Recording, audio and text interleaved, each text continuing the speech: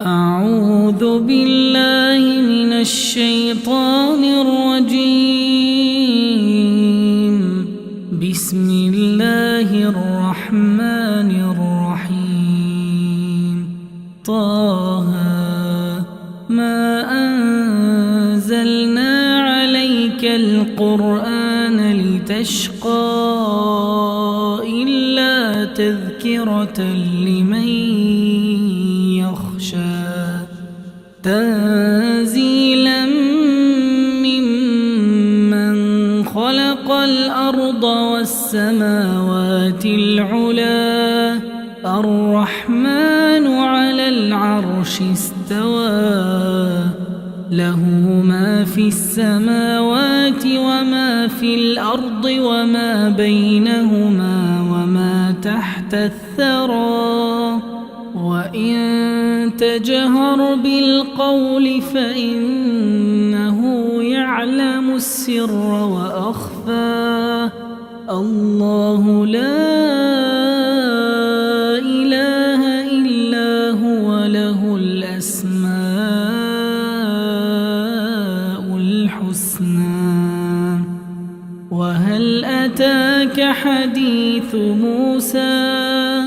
إذ رأى نارا فقال لأهلهم كثوا إني آنست نارا لعلي آتيكم منها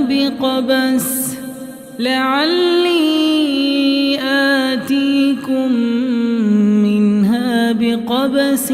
أو أجد على النار هدى. فلما أتاها نودي يا موسى إني أنا ربك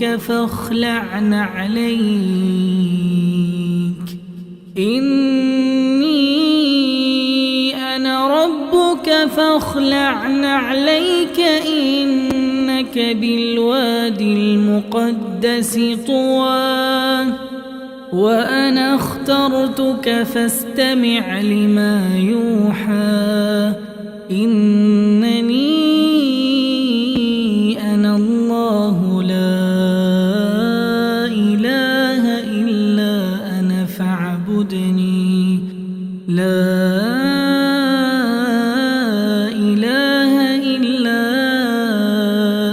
فاعبدني وأقم الصلاة لذكري. إن الساعة آتية أكاد أخفيها لتجزى كل نفس بما تسعى فلا يصدنك عنها من لا يؤمن بها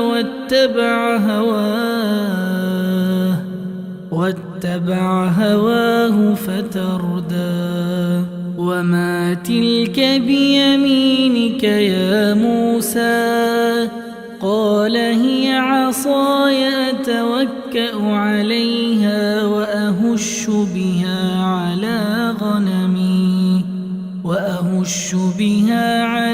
غنمي ولي فيها مآرب أخرى. قال ألقها يا موسى فألقاها فإذا هي حية تسعى. قال خذها ولا تخف سنعيدها سيرتها الأولى. واضمم يدك إلى جناحك تخرج بيضاء من غير سوء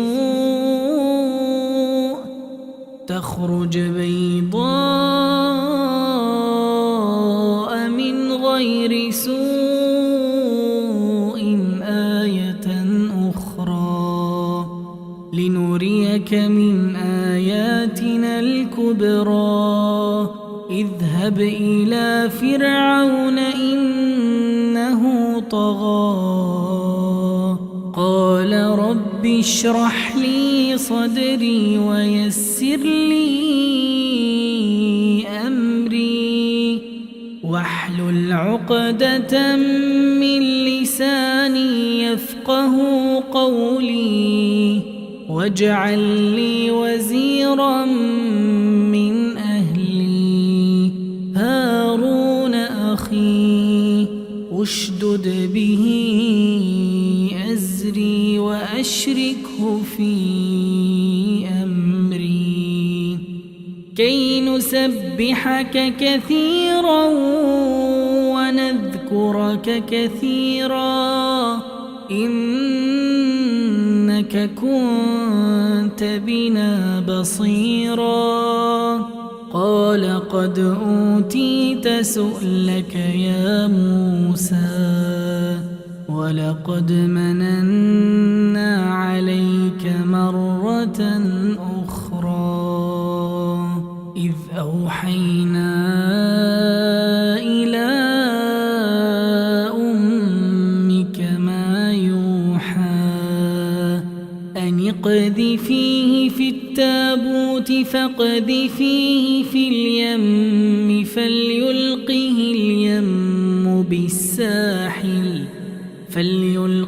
اليم بالساحل يأخذه عدو لي وعدو له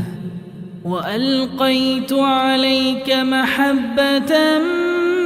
مني ولتصنع على عيني إذ تمشي أختك فتقول هل أدلكم على من يكفله فرجعناك إلى أمك كي تقر عينها ولا تحزن وقتلت نفسا فنجيناك من الغم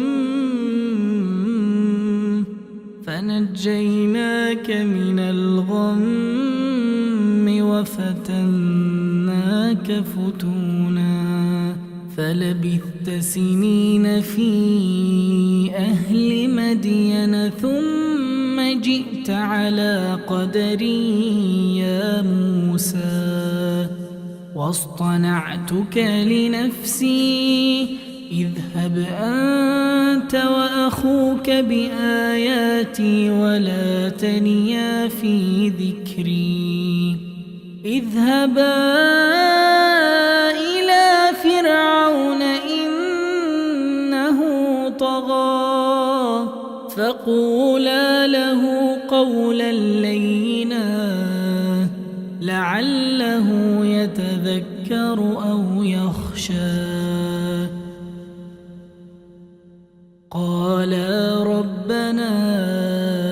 إننا نخاف أن يفرط علينا أو أن يطغى قال لا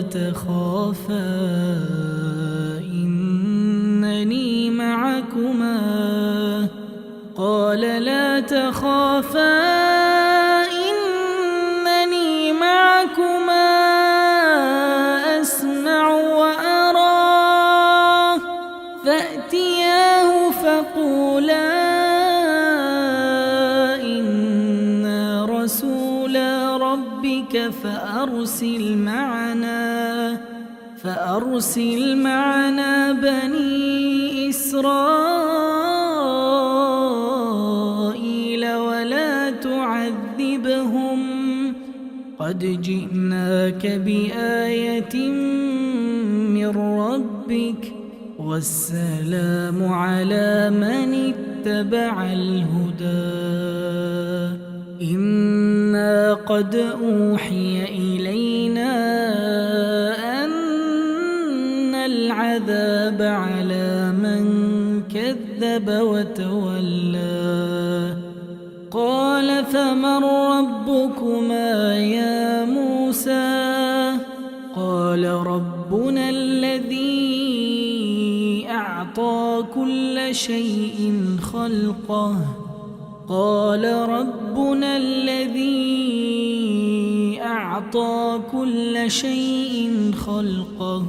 ثم هدى قال فما بال القرون الأولى قال علمها عند ربي في كتاب لا يضل ربي ولا ينسى الذي جعل لكم الأرض مهدا وسلك لكم فيها سبلا وأنزل من السماء ماء فأخرجنا به أزواجا من نبات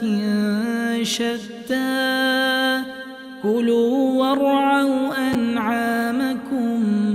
إن في ذلك لآيات لأولي النهى منها خلقناكم وفيها نعيدكم ومنها نخرجكم تارة أخرى ولقد أريناه آياتنا كلها فكذب وأبى قال أجئتنا لتخرجنا من أرضنا بسحرك يا موسى فلنأتينك بسحر مثله فاجعل بيننا وبينك موعدا لا نخلفه نحن ولا أنت مكانا سوى قال موعدكم يوم الزينة وأن يحشر الناس ضحى فتولى فرعون فجمع كيده ثم أتى قال لهم موسى ويلكم لا تفتروا على الله كذبا قال لهم موسى ويلكم لا تفتروا على الله كذبا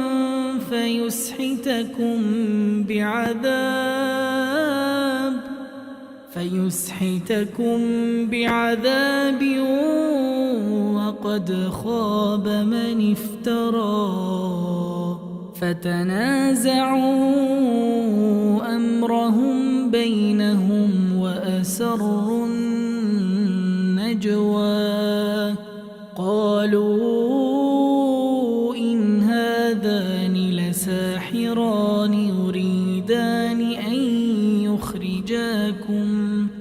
يريدان أن يخرجاكم من أرضكم بسحرهما ويذهبا بطريقتكم المثلى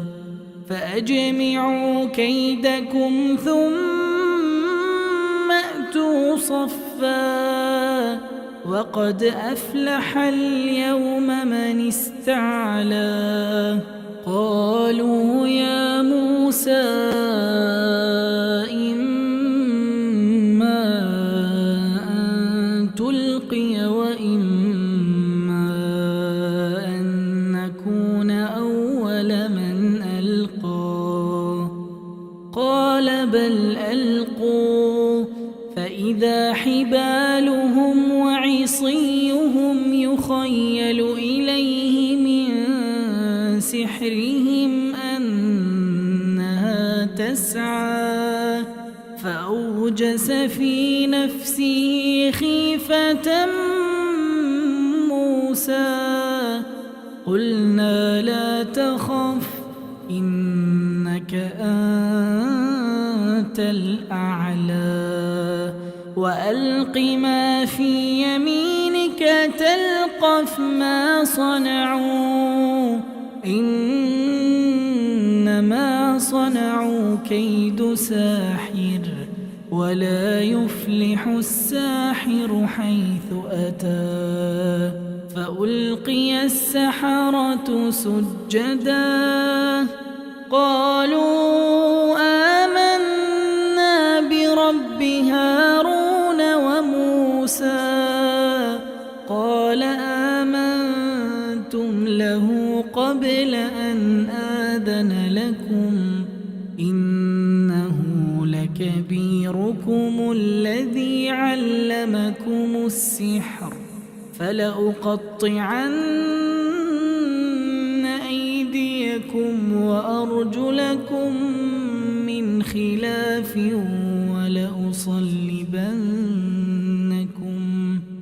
ولأصلبنكم في جذوع النخل ولتعلمن أينا أشد عذابا وأبقى قالوا لن نؤثرك على ما جاءنا من البينات والذي فطرنا فاقض ما أنت قاض إنما تقضي هذه الحياة الدنيا إنا آمنا بربنا ليغفر لنا خطايانا وما أكرهتنا عليه من السحر والله خير وأبقى إنه من يأت ربه مجرما فإن له جهنم لا يموت فيها ولا يحيا ومن يأته مؤمنا قد عمل الصالحات فأولئك لهم الدرجات العلى جنات عدن تجري من تحتها الأنهار خالدين فيها وذلك جزاء من تزكى ولقد أوحينا إلى موسى أن أسر بعبادي فاضرب لهم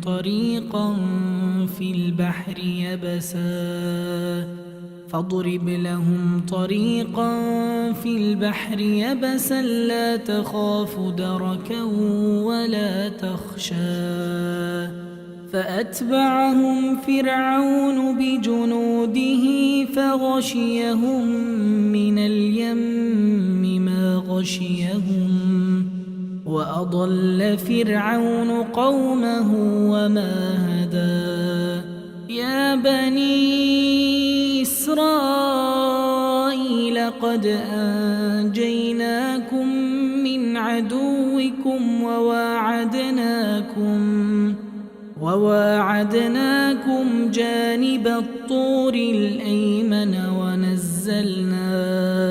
ونزلنا عليكم المن والسلوى كلوا من طيبات ما رزقناكم ولا تطغوا فيه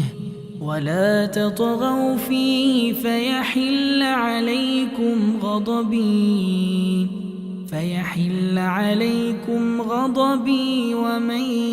يحلل عليه غضبي فقد هوى وإني لغفار لمن تاب وآمن وعمل صالحا ثم اهتدى وما أعجلك عن قومك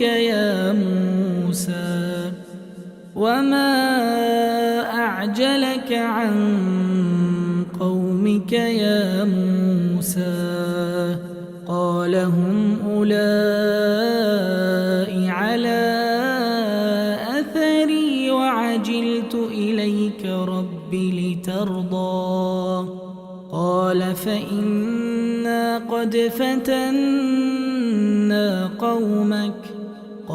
فإنا قد فتنا قومك من بعدك وأضلهم السامري فرجع موسى إلى قومه غضبان أسفا قال يا قوم ألم يعدكم ربكم وعدا حسنا أفطال عليكم العهد أم أردتم أن يحل عليكم غضب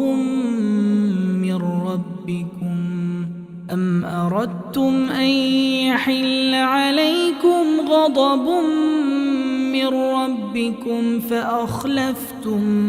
موعدي قالوا ما أخلفنا موعدك بملكنا ولكننا حملنا أوزارا من زينة القوم فقذفناها فكذلك ألقى السامري فأخرج لهم عجلا جسدا له خوار فقالوا هذا إلهكم وإله موسى فنسي أفلا يرون ألا يرجع إليهم قولا ولا يملك لهم ضرا ولا نفعا ولقد قال لهم هارون من قبل يا قوم إنما فتنتم به وإن ربكم الرحمن فاتبعوني وأطيعوا أمري قالوا لن نبرح عليه عاكفين حتى يرجع إلينا موسى قال يا هارون ما منعك إذ رأيتهم ضلوا ألا تتبعني أفعصيت أمري قال يا ابن لا تأخذ بلحيتي ولا برأسي إني خشيت أن تقول فرقت بين بني إسرائيل إني خشيت أن تقول فرقت بين بني إسرائيل ولم ترقب قولي قال فما خطبك يا سامري قال بصرت بما لم يبصروا به فقبضت قبضة من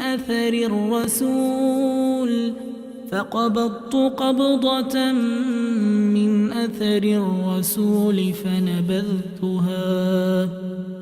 وكذلك سولت لي نفسي قال فاذهب فإن لك في الحياة أن تقول لا مساس وإن لك موعدا لن تخلفه وانظر إلى إلهك الذي ظلت عليه عاكفا لنحرقنه ثم لننسفنه في اليم نسفا إنما إلهكم الله الذي لا إله إلا هو وسع كل شيء علما كذلك نقص عليك من أنباء قد سبق وقد آتيناك من لدنا ذكرا من أعرض عنه فإنه يحمل يوم القيامة وزرا خالدين فيه وساء لهم يوم القيامة حملا يوم ينفخ في الصور ونحشر المجرمين يومئذ زرقا يتخافتون بينهم إن لبثتم إلا عشرا نحن أعلم بما يقولون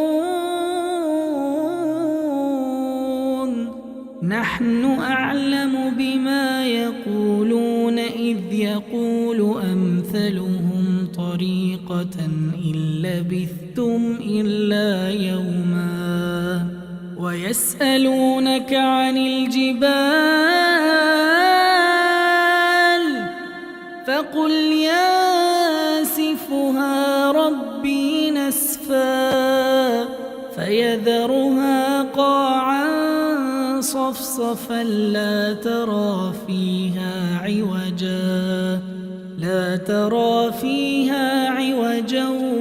ولا أمتا يومئذ يتبعون الداعي لا عوج له وخشعت الأصوات يومئذ يتبعون الداعي لا عوج له وخشعت الأصوات للرحمن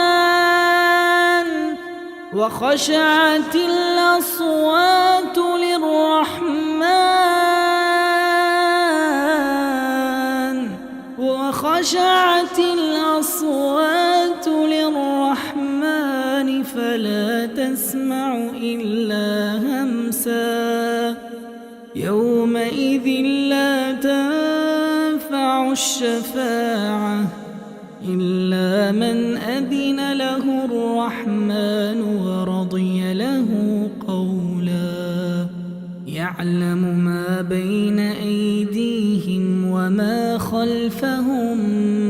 ولا يحيطون به علما وعنت الوجوه للحي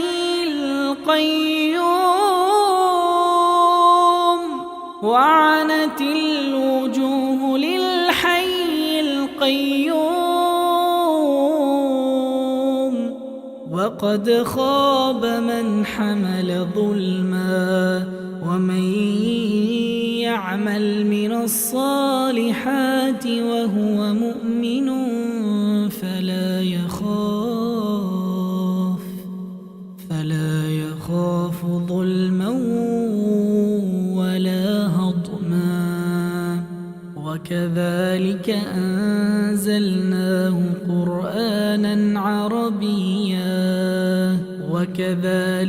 أنزلناه قرآنا عربيا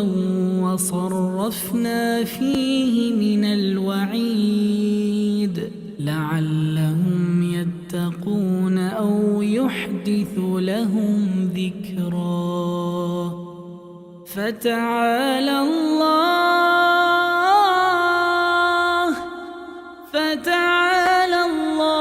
الملك الحق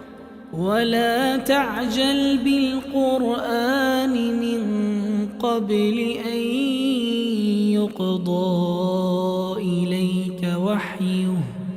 وقل رب زدني علما ولقد عهدنا إلى آدم من قبل فنسي ولم نجد له عزما وإذ قلنا للملائكة اسجدوا لآدم فسجدوا إلا إبليس أبى فقلنا يا آدم إن هذا عدو لك ولزوجك فلا يخرجنكما منها من الجنة فتشقى إن لك ألا تجوع فيها ولا تعرى وأنك لا تظمأ فيها ولا تضحى فوسوس إليه الشيطان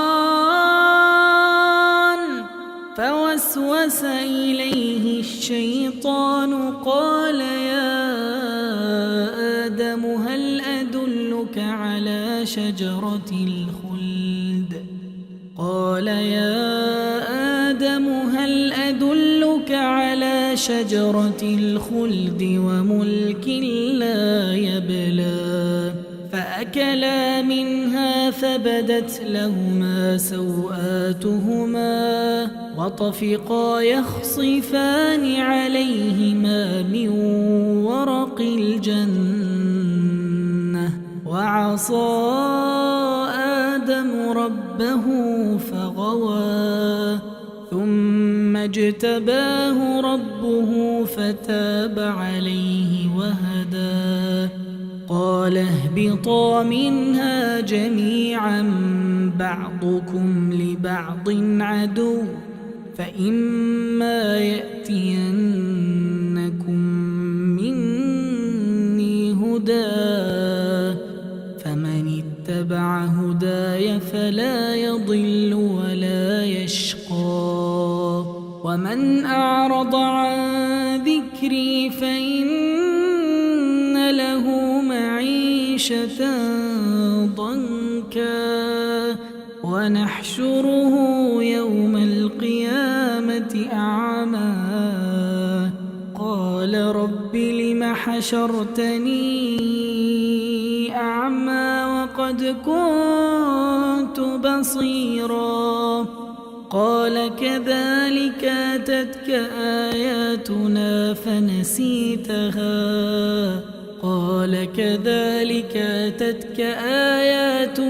فنسيتها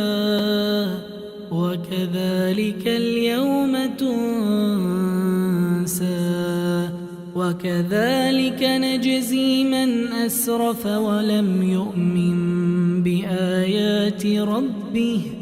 ولعذاب الآخرة أشد وأبقى أفلم يهد لهم كم أهلكنا قبلهم من القرون يمشون في مساكنهم إن في ذلك لآيات لأولي النهى ولولا كلمة سبقت من ربك لكان لزاما وأجل مسمى فاصبر على ما يقولون